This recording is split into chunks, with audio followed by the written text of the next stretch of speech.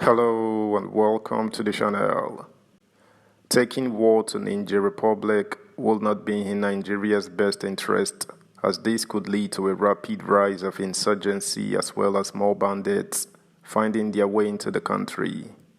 It is well documented that Nigeria, through most of the northern states, share border with Niger, and with the unsuccessful fight against our own insurgency, should we really be risking more of these groups?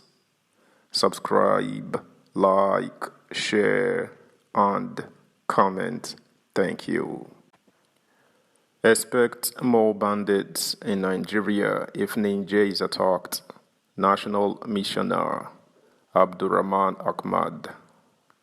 National Missioner Ansaruddin Society Abdurrahman Ahmad led a delegation of Islamic scholars from Nigeria to meet the Niger junta leader, General Abdurrahman Chiani, as part of efforts to peacefully restore President Mohamed Bazoum, who was toppled on July 26, 2023.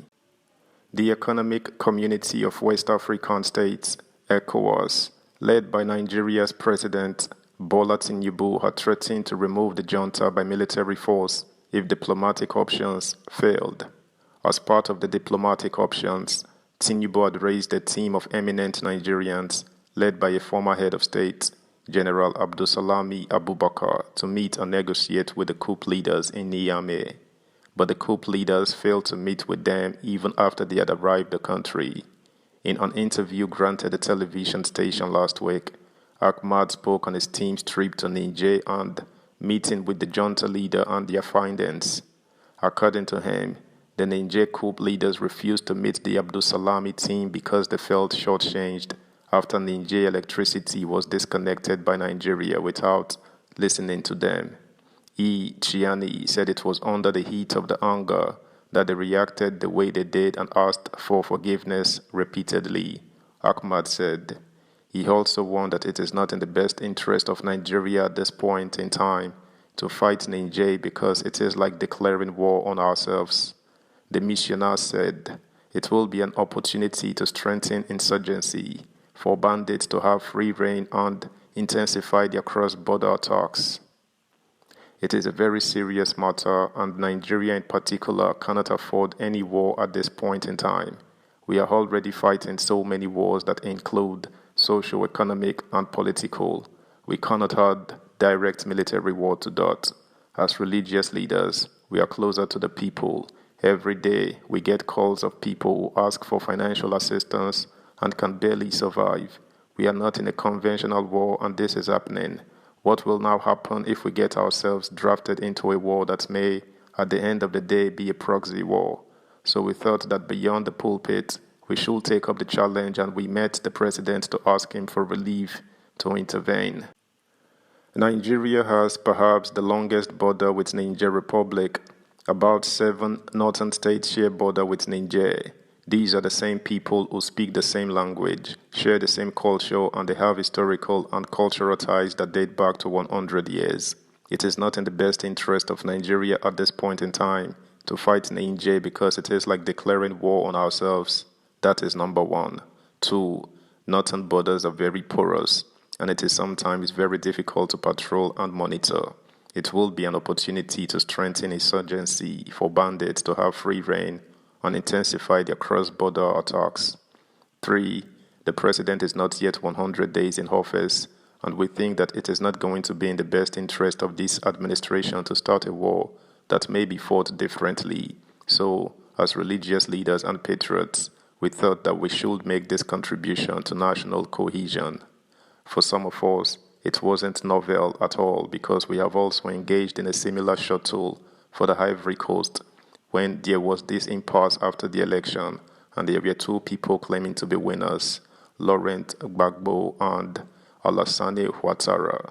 It was a very terrible situation, albeit that was different as it was an interfaith delegation. We were together with Christians, particularly Christian bishops in Africa. The only difference was that this delegation consisted of only Islamic scholars who were going to meet soldiers. In Côte d'Ivoire, we had encounters with soldiers too, but they were friendly. I must confess that we weren't sure what kind of reception we were going to get, considering that there was an earlier delegation that was not well received. This was a powerful delegation of a former head of state, and we were just ordinary turban-tying people. Nevertheless, we thought it was a worthy risk. Incidentally, the experience was electrifying. We were pleasantly surprised because we arrived in Niamey to a rousing welcome. Very excellent reception by the new leadership in Niger. I am not in a position to call them junta, and the people. Surprisingly, we arrived to a red carpet welcome. The new prime minister was at the airport to welcome us and some of the new ministers. We were not expecting anything close to this. Eventually, too, all of the Islamic religious leaders in Niger across the country were at the airport to welcome us. On our way to the presidential villa, you could see that people were excited and happy to see us. That was the only time we felt relieved. When you say the new prime minister, subscribe, like, share, comment, and please turn the notification bell on. Thank you. Primarily, we went to explore alternatives to war and we went to explore a diplomatic option.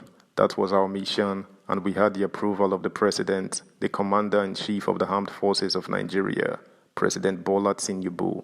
He gave us the approval that if we could broker it, they would also be ready, adding that if the Nigerians are ready, the Economic Community of West African States, ECOWAS, will be ready. With that mandate, we went to Niamey to meet them, and that was what we put on the table, the need to de-escalate tension and explore the diplomatic option.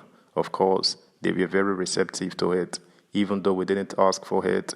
The first thing the new head of state said was to tender an unreserved apology for the way they treated the former head of state of Nigeria. We didn't ask him to apologize. We didn't even raise that. He said it was a mistake, noting that they acted in that manner because they felt shortchanged. They felt they weren't given fair hearing as the electricity was disconnected without listening to them. He said it was under the heat of the anger that they reacted the way they did and asked for forgiveness repeatedly. That surprised us because it was the opening. Next, he said that his government was ready for negotiations and there were conditions. He also said they didn't feel safe to travel anywhere outside Niger and they will welcome talks with ECOWAS.